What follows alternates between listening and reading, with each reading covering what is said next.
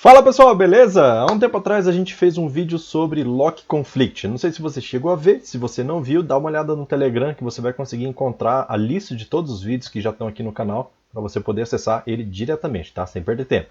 Mas, se você já viu Lock Conflict, você viu que esse problema acontece na hora que você tenta gravar um registro que está aberto em edição. Inclusive eu mostrei como fazer para identificar qual é a máquina e o usuário que está conectado no banco que fez essa alteração e está impedindo você de gravar a sua, certo? Então, hoje eu quero te mostrar uma forma de você conseguir bloquear um registro que você já tem a intenção de dar um update antes mesmo de abrir ele para edição, tá? E para que você aprenda sobre esse assunto, eu vou ter que falar sobre um outro assunto também antes disso, para poder ter um embasamento aí para a gente poder mexer, beleza? Então, dá uma olhada aqui na tela e vamos ver como é que isso funciona.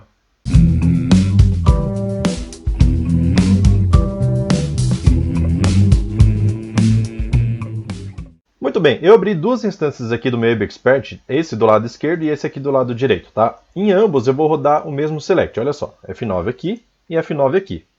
Opa, estava selecionado, agora sim. Observe que ele retornou as mesmas informações aqui, exatamente porque é o mesmo select. E desse lado esquerdo aqui ele retornou 1, 2, 3, 4, 5 linhas, tá? Do lado direito também a mesma coisa, que é por causa dessa informação que ele traz aqui embaixo. Agora, como ele trouxe isso daqui em um grid, você começa a imaginar como que funciona a engenharia disso por trás, tá? Na verdade, o AB Expert ele carrega todos esses dados desse select em um dataset, certo? Insere esses dados do resultado desse select dentro do dataset e aí você consegue fazer a navegação, certo? Nesse caso aqui, ele já navegou entre esses registros aqui que estão em tela e mais alguns, tá?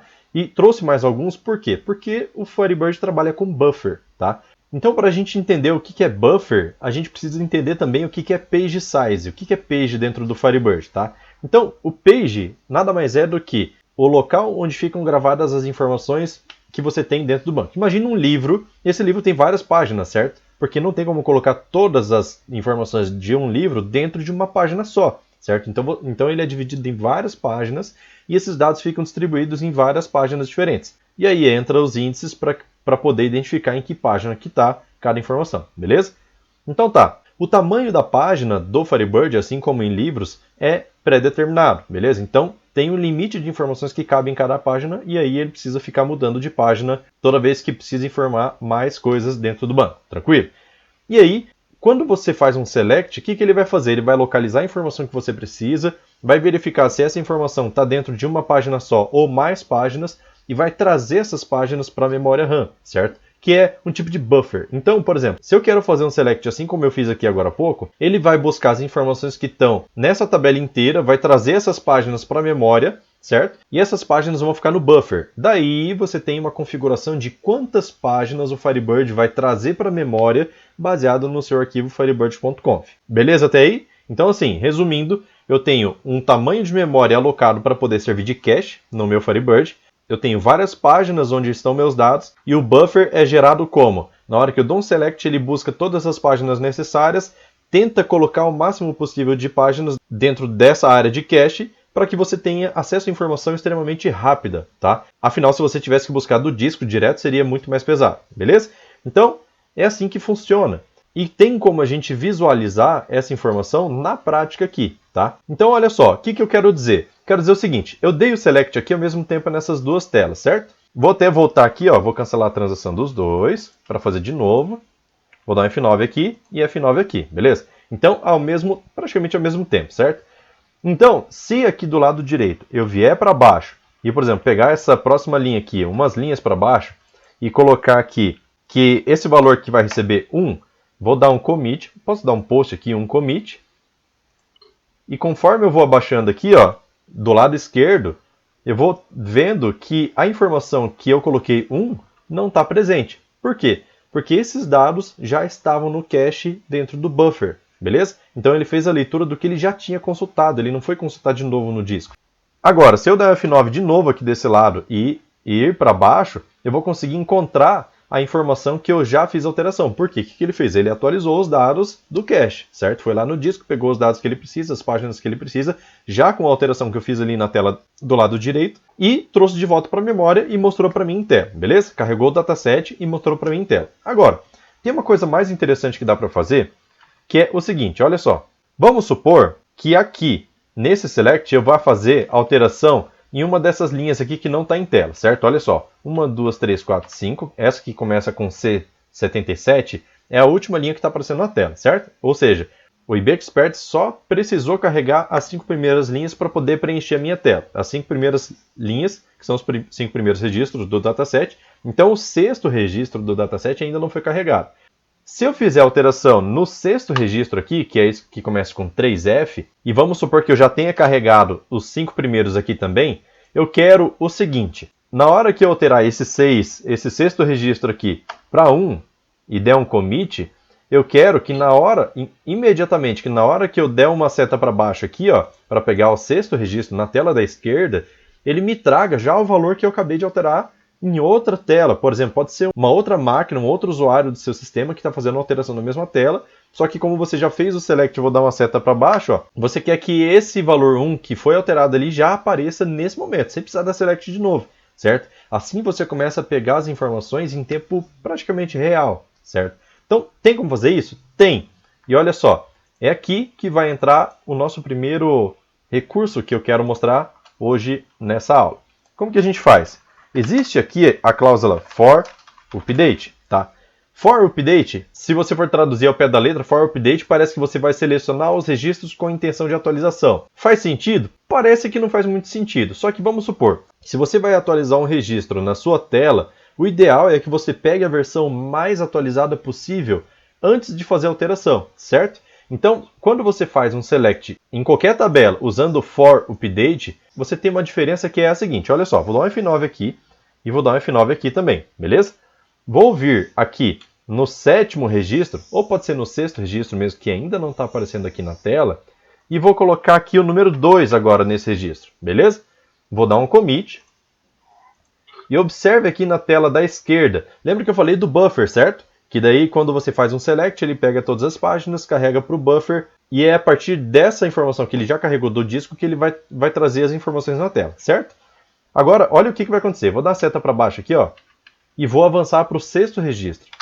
E ele já pegou o número 2 que eu acabei de inserir ali. Aí você fala assim, ué, mas e o buffer que você acabou de explicar?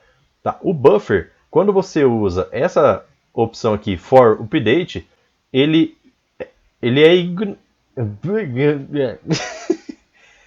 quando você usa essa opção aqui, for update, o buffer é ignorado pelo Firebird, certo? Significa que cada linha que você vai listando dentro do seu dataset, ele pega o mais atualizado possível lá do disco, certo? Isso é bom? Cara, pode ser que não, porque isso vai trazer um pouco mais de lentidão, porque ele vai várias vezes no disco ali. Se eu der um Ctrl End aqui, então, já sabe, né? Agora, olha só que interessante. Se eu tirar esse for update daqui, vou cancelar a transação, tá? Vou dar um F9 aqui e vou dar um F9 aqui também. O buffer, ele não tem um tamanho ilimitado, certo? Ilimitado. Vou dar um Ctrl End aqui desse lado, vou para o último registro. Essa tabela aqui ela tem 100.000 registros. E olha só, o último registro aqui eu vou colocar o valor 3 nele, beleza? Vou comitar e beleza. Esse select que já está carregado aqui, ele foi rodado sem o for update, certo? Então, significa que ele trouxe o buffer desses registros para a memória. Uma vez que ele trouxe o buffer dos registros para a memória, teoricamente ele não vai buscar atualização no disco. Mas lembrando que o tamanho do cache do seu Firebird faz total diferença nessa situação. Se ele não conseguir carregar todos os registros, então ele tem no buffer alguns, mas não todos. Então se eu der um Ctrl End aqui, se esse registro estiver no buffer, ele vai trazer desatualizado. Se ele não estiver no buffer, ele vai ter que pesquisar de novo, certo? Então eu vou dar um Ctrl End. E olha só, ele já pegou o número 3 aqui e eu não usei a cláusula for update. Isso justamente porque esse registro não coube dentro do cache do meu banco de dados, portanto ele teve que ir para o disco para pegar a versão mais atualizada. Beleza? Essa informação aqui é uma do que eu quero passar no vídeo. Olha só, a cláusula for update, ela tem outra coisa aqui também na frente que pode ser digitada, que é assim, por exemplo, off e o nome de uma coluna. Então essa tabela aqui ela tem a coluna valor, certo? Eu posso rodar esse select dessa forma aqui, ó, que ele funciona. O que parece, quando você digita essa função aqui, esse comando, é dizer o quê? Que eu vou preparar um select com o intuito de atualizar a coluna tal, não é? Beleza, só que a própria documentação do Firebird fala o seguinte, isso aqui não serve para nada, certo? Eles têm a intenção de fazer alguma coisa no futuro com isso, mas isso na documentação do Firebird 2.5, tá? Mas isso daqui ainda não serve para nada, beleza? Então não importa se você digitar isso ou não, até aqui o For Update só serve para você poder falar se vai pegar do buffer ou não, tranquilo? Agora, eu comecei o vídeo falando sobre Lock Conflict. Então, olha só, vou cancelar essas duas transações aqui e vou adicionar a opção aqui, ó, o If Lock, tá? Você já deve ter visto em algum lugar, talvez se você já viu alguma documentação a respeito disso, a documentação fala para você usar isso com extremo cuidado. Por quê? Olha só. Eu vou dar um F9 aqui, desse lado, e vou dar um F9 aqui, desse lado aqui, ó. Desse lado de cá. Quando eu dou um F9 nesses dois lados, perceba que essa query aqui eu rodei com o if lock e essa query aqui eu rodei sem, beleza? Então o que vai acontecer? Quando eu rodo essa query aqui com o if lock, ele já simula o comportamento de quando eu abro o registro para edição e não permite que outros registros atualizem esse mesmo registro que eu estou visualizando, certo? Então olha só, com o if lock significa que esse select que eu fiz na tabela inteira não vai ser permitido fazer alteração nesses registros em qualquer outro lugar do meu sistema, certo? Seja em outra máquina, outro terminal, outra conexão, mas uma vez que eu fiz um select with lock, significa que eu tenho acesso exclusivo à edição dessa tabela aqui. Olha só o que vai acontecer. Vou pegar esse segundo registro aqui, vou colocar o número 1 nele, no valor, tá? Vou dar um post, somente o post, sem precisar dar commit, ó. Vou dar um post e ele já me dá erro de lock conflict, certo? Falando qual é a transação que está segurando ele. Só que aqui eu nem cheguei a entrar em edição e mesmo assim ele já me deu o lock conflict. Por quê? Porque eu reservei esses registros na memória. Se eu for, olha só, inclusive ele nem deixa eu sair porque senão ele tenta dar post, né? Vou cancelar aqui o post. Vou dar uns page down aqui para baixo, ó. Vou tentar fazer alteração nesse registro aqui, ó. Digitar o número 1, tá? Eu fui lá para baixo, registro número 49. Vou dar um post aqui e novamente eu tenho o erro da transação, certo? Da transação que está travada na outra instância do IB Expert. Beleza? Então o que acontece? Quando eu uso essa opção aqui do if lock, eu tenho que ter muito cuidado, senão eu posso travar o meu sistema inteiro por aí. Tá? Mas se você quer pegar um registro em exclusivo e manter ele preso para você, travado para você, para que ninguém mais consiga alterar enquanto você não termina a sua alteração, aí a ideia é usar o if lock. E de preferência, colocando o where aqui para você filtrar por um registro só, para que você tenha só um registro em alteração. Agora, olha só, vamos fazer um teste aqui, vou cancelar a transação dos dois, tá? Vou dar um F9 aqui, travando a tabela, vou dar um F9 aqui também, travando a tabela. Vou para o último registro desse daqui, que o registro está fora do buffer, tá? Vou digitar o número 2 aqui e vou tentar dar post, certo? Essa transação aqui, lembrando, foi rodada com o if lock, beleza? Esse select. Esse select aqui foi rodado sem. E aí, perceba que eu já consigo dar post, por quê? Porque ele fugiu do alcance do buffer, certo? Então, como ele fugiu do alcance do buffer, o que está dentro do disco não está travado, mas o que está dentro do buffer que ele trouxe ali, tá. Olha só, vou colocar o número 3 aqui, vou dar um post, e eu consigo fazer a alteração porque ele fugiu do buffer, certo? Eu tentei fazer uma alteração em um registro que está fora do buffer. Se eu for lá para cima e tentar alterar os primeiros registros que estão dentro do buffer da primeira transação, aí eu vou ter de novo aquele problema lá de lock conflict, olha só, beleza? Então, essa é a ideia. E tem mais uma coisa que eu quero mostrar para você nessa situação aqui, que foi por isso que eu comecei o assunto do vídeo falando sobre buffer, falando sobre for update, porque eu tenho como usar uma opção aqui combinada com o if lock, que é usando for update dessa forma aqui, beleza? Então, primeiro for update, depois o if lock. O que vai acontecer aqui? Você já reparou no exemplo que eu acabei de passar, que quando eu fujo da área de buffer do primeiro select, essa área que está fora do buffer, ela não está protegida pelo lock que eu fiz na transação anterior, certo? Então, sabendo que o for update ele faz com que as páginas não sejam levadas para o buffer e seja consultada direto do disco, significa o seguinte, olha só, vou mostrar o comportamento para vocês. Olha só, dou um F9 aqui e dou um F9 aqui. Tá? Os mesmos registros estão aqui e estão aqui também. Quando eu uso for update, significa que não tem registro em cache, certo? Eu estou buscando tudo do disco, beleza?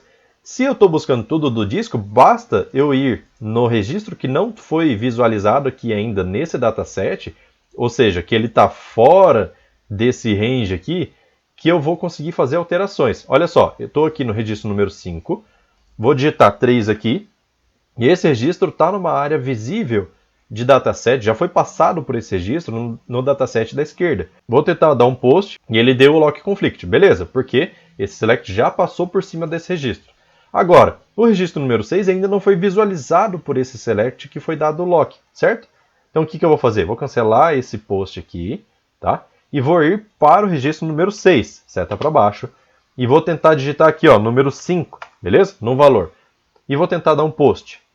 Olha o que aconteceu. Eu consegui dar post, consigo fazer um commit na transação normalmente. Por quê?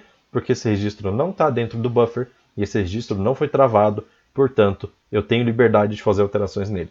Então, quando você vai fazer um select with lock e você combinar com esse for update, você consegue fazer uma trava mais segura, afinal, você só vai travar os registros que você já passou por cima deles, você já navegou por eles, e aí o resto dos registros ficam liberados enquanto eles não forem visualizados por essa outra transação. Beleza?